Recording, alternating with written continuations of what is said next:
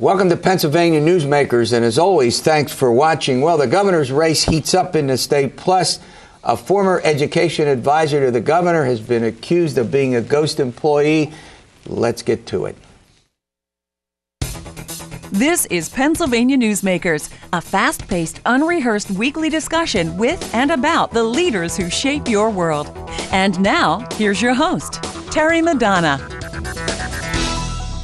Well, welcome back. Well, Journalist Roundtable, we have a surfeit. Is that a word of news and commentary to move into today? We're going to do a Journalist Roundtable. Joining me, as often is the case, is Steve Esack with the Allentown Morning Call. Across from me is Brad Bumsted with the Pittsburgh Tribune-Review and Mary Wilson with Pennsylvania Public Radio. They're all frequent guests on the program. All right, folks, big news. The governor's race in this state heats up. Lots of commercials. We've got this business with a former Secretary of Education, Ron Tamales, who took a job as an advisor. I think that's the terminology often used to the governor on education matters. He's left the office. I'm going to turn to you, Steve Esack. This has become a pretty big deal, a pretty big issue. Lay out the facts.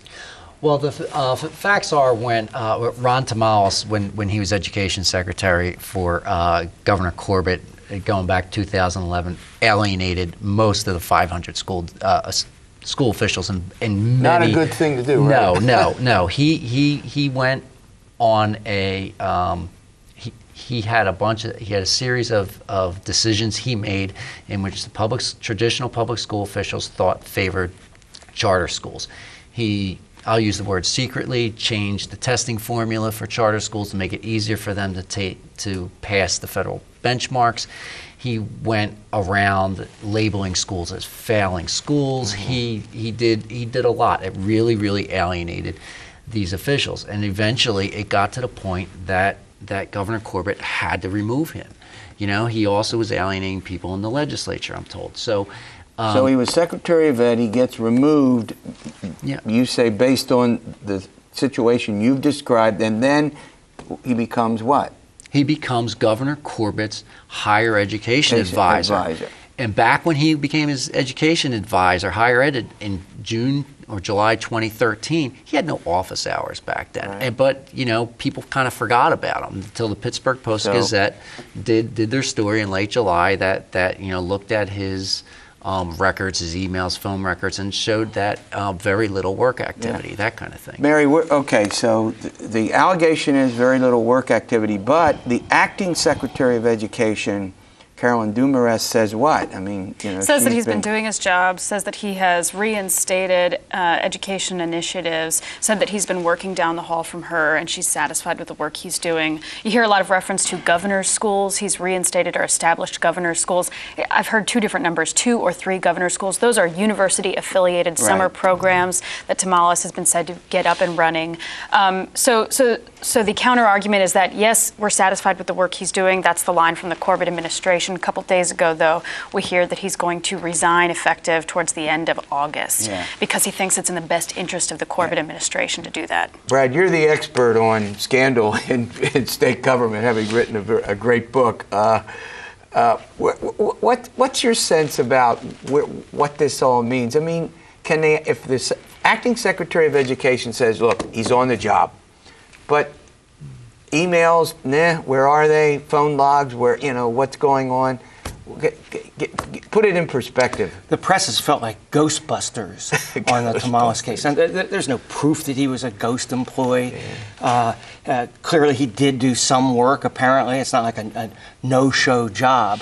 But what's troubling about it is the department, despite Dumarest's vouching for him, has not provided any documentation to show what he's done. There $140,000 a year, is that right? Yeah, about same salary that he had as education secretary. But they can only produce 5 emails that he sent during a 15-month period while he was the higher education advisor, and phone records of 1 phone call a day. Yeah. Well, that's not a lot of work, but why was he emailing so little? Well, now we find out with some lawsuits that are pending in Commonwealth Court on Penn State that at one point he sent 500 emails on the Penn State matter. Right. So why was he sending all these emails before and then all of a sudden he drops? Now, the other element there is Dumarest had said that she would cleanse and delete emails every day, and that's what they did at Except the the ones that apparently required action. Is that what I read, or was some caveat to that? I think it's a technical term. I think if it's a transitory document, a transitory email, you don't have to keep it.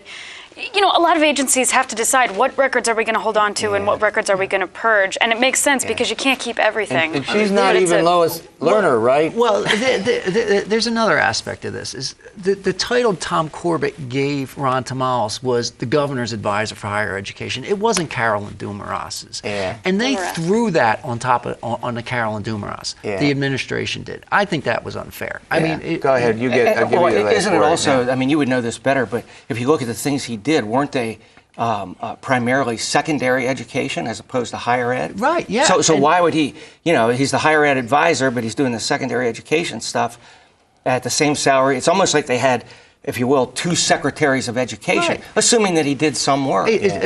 Assuming that he did do some work. But you also have to go back to what I said in the beginning was, this was a gentleman, in my opinion, because I covered public schools in the Lehigh Valley before I came out here. He alienated so many public school officials, and the decisions he made set back the relationship between school districts and charter schools by like 10 years by some of the decisions he made. And the governor kept him on for whatever reason. All right, we're just about out of time. Quick just final one more word. point about this. We all know, and we've all talked about, Governor Corbett's challenge, making the public schools feel loved by his administration. One of the other things here is that the higher education advisor position was created out of whole cloth. It didn't exist before Tamales stepped down as education secretary. All right, Mary Wilson gets a final word on this. All right, when we come back, the governor's race is in high gear. We'll take a look at the commercials and where the candidates stand on some of the top issues. We'll do that in a moment. This broadcast of Pennsylvania Newsmakers is presented by the Pennsylvania Chamber of Business and Industry, the statewide voice of business.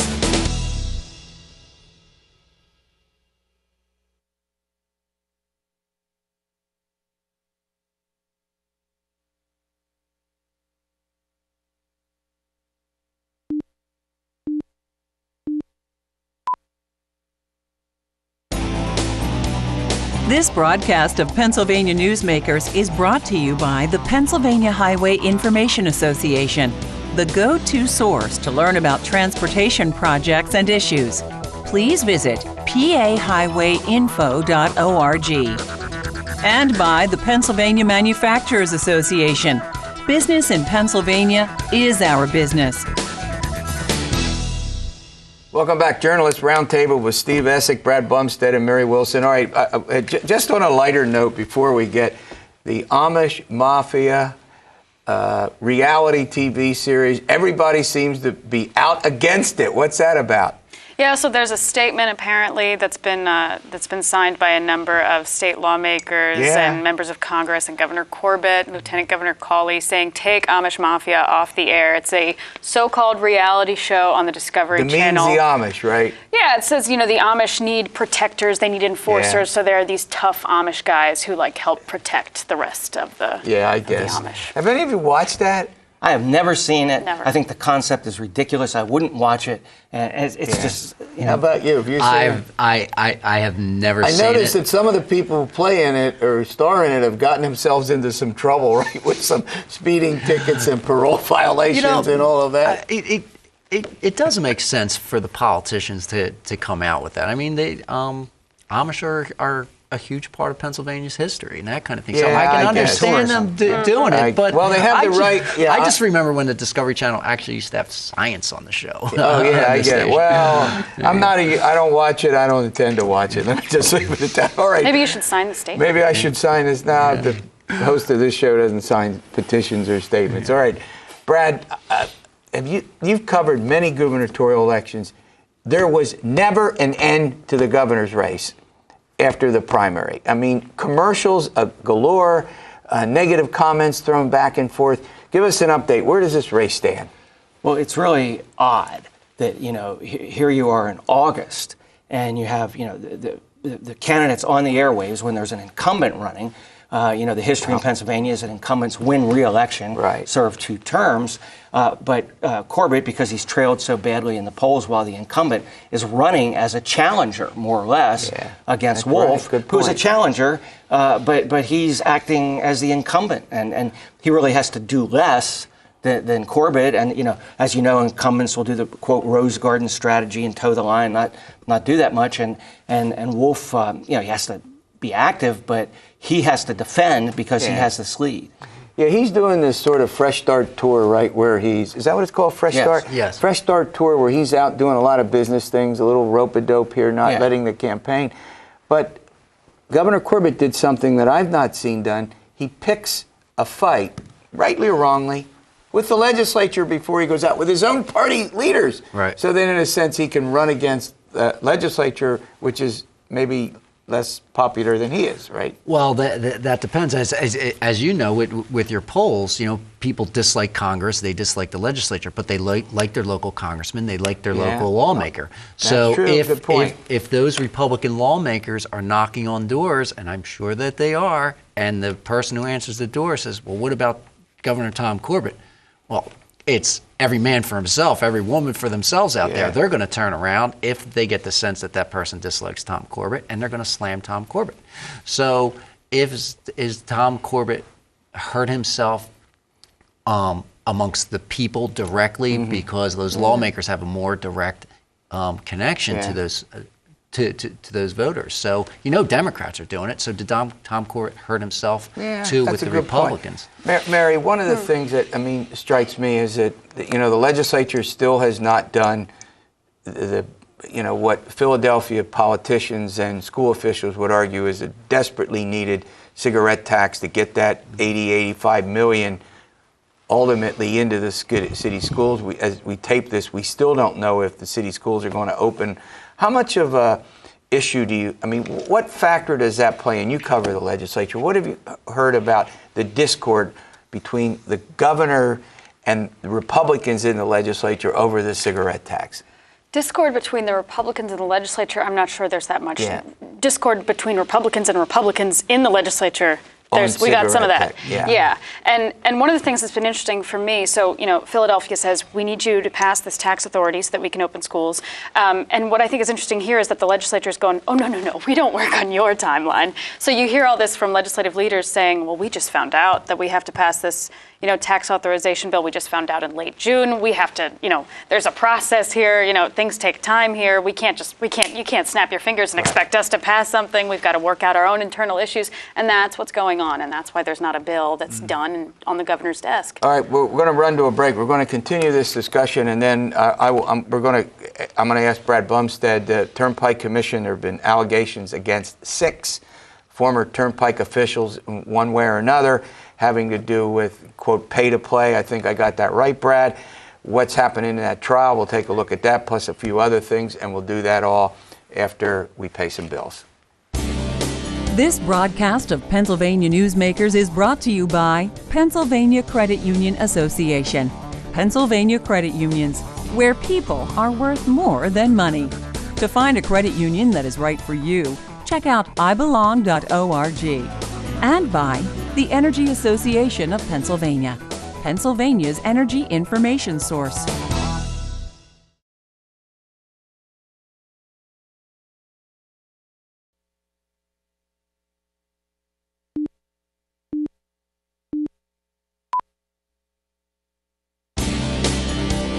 This broadcast of Pennsylvania Newsmakers is presented by the Hospital and Health System Association of Pennsylvania, working towards a healthy Pennsylvania, and by the Pennsylvania Coal Alliance, representing companies involved in America's most affordable, reliable energy source. To learn more, visit pacoalalliance.com. Journalist Roundtable with Steve Esack, Brad Bumsted, and Mary Wilson. We're into the discussion of the governor's race. It's in full throttle. We still have something like, 90 days to go until election, November 4. Brad, this whole business of running against the legislature is kind of unique for an incumbent governor, when you would expect that an incumbent governor is going to run on the record of getting something done, usually with the legislature, regardless of party. Yeah, especially a legislature of his own party, controlled by Republicans Right. in the House and the Senate.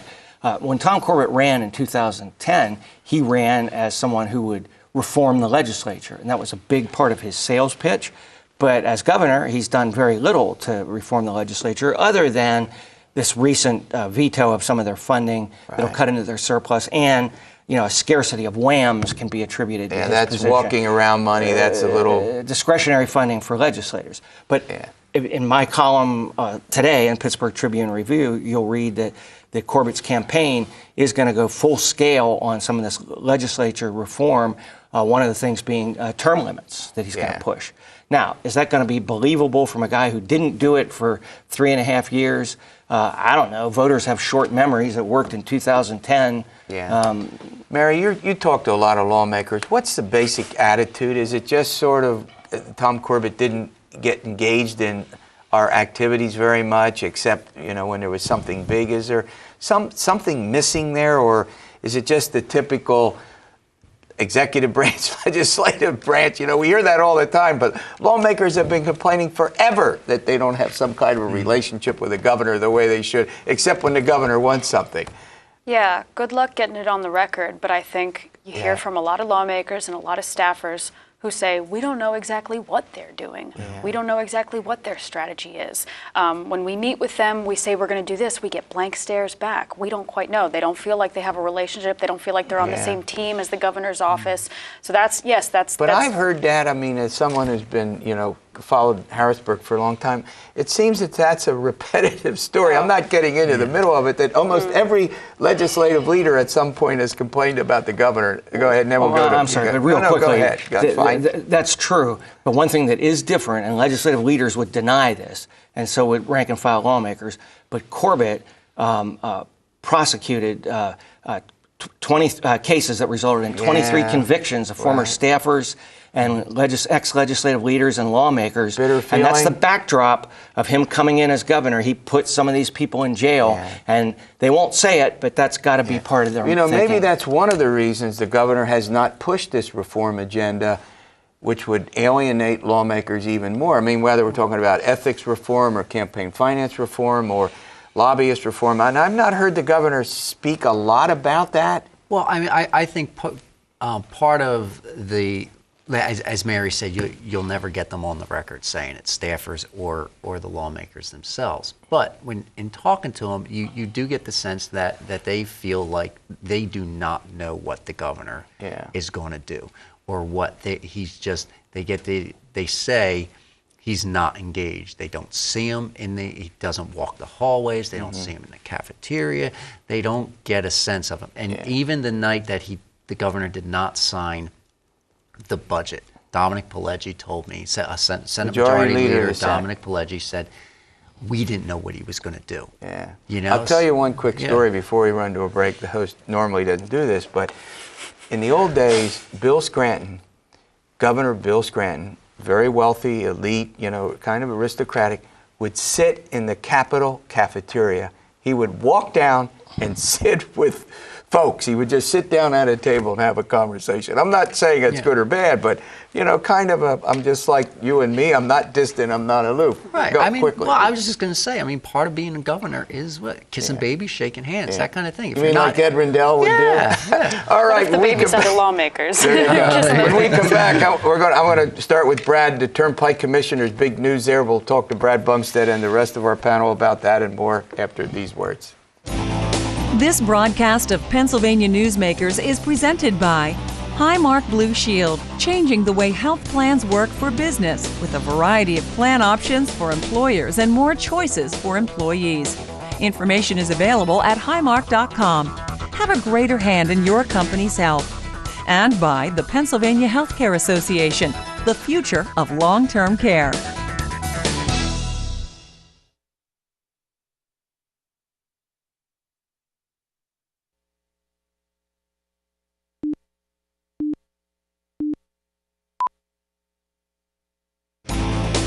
This broadcast of Pennsylvania Newsmakers is brought to you by the Pennsylvania Business Council and by the Pennsylvania Business Council Education Foundation. Welcome back to the program with Mary Wilson, Brad Bumsted, and Steve Esack. I want to turn to Brad Bumsted. There's new news about the allegations, actually the charges against 6 former Turnpike officials, or I guess they're all former, that they were involved in pay-to-play. What's the update on that, Brad? Give us the Well, a pretrial hearing begins Monday in Dauphin County Court. Some of these are former Turnpike officials. There's one former state senator, Bob Mello. And there's a vendor and contractor involved in this too. But 6 are accused of a pay-to-play scheme by the Attorney General's office.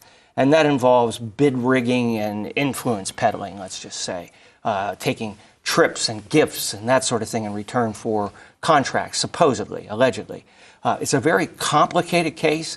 And what's newsworthy is that Laurel Brandstetter, the prosecutor in this case, is leaving. She's going to notified the office of her resignation. She's going to be at the hearing on Monday and Tuesday, I'm told.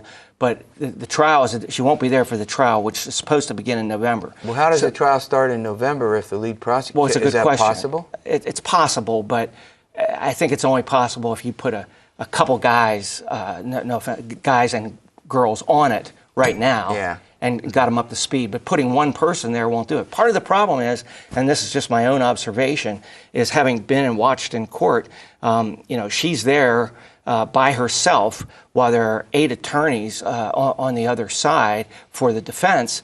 And these are very good defense attorneys, many of them from Philadelphia, 2 from Scranton in particular, very good.